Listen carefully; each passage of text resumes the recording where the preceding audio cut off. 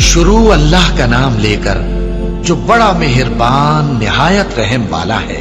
عصر کی قسم کہ انسان نقصان میں ہے مگر وہ لوگ جو ایمان لائے اور نیک عمل کرتے رہے اور آپس میں حق پر چلنے کی تلقین اور صبر کی تاکید کرتے رہے۔ والعصر، زمانے کی قسم ہے، زمانہ گواہ ہے، پوری تاریخ انسانی اس پر گواہی دے گی۔ ان الانسان لفی خسر، یقیناً انسان خسارے میں ہے، گھاٹے میں ہے۔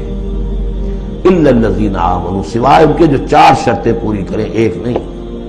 الا الذین آمنوا وعملوا الصالحات وتواصوا بالحق وتواصوا بالصبر، ایمان لائیں، جو اس کائنات کے مخفی حقائق ہیں ان کو سمجھیں، ان کا شعور حاصل کریں، ان کی تصدیق کریں۔ ایمان باللہ، ایمان بالآخرہ، ایمان بالرسالت، پھر اس کے عملی تقاضوں کو پورا کریں۔ وعملوا الصالحات، پھر یہ کہ اس کے اوپر نہ صرف خود قائم ہو، اس کی دعوت دیں، اس کو پھیلائیں، وصیت کریں، جو بھی حق ہے، جو بھی صحیح بات ہے، امر بالمعروف ہے، نہی عن المنکر ہے، تواصوا بالحق۔ اور پھر یہ کہ جب یہ کام آپ کریں گے، آزمائشیں آئیں گی، تکلیفیں آئیں گی، مصیبتیں آئیں گی، ریزنچمنٹس ہوں گی، لوگ ناراض ہوں گے۔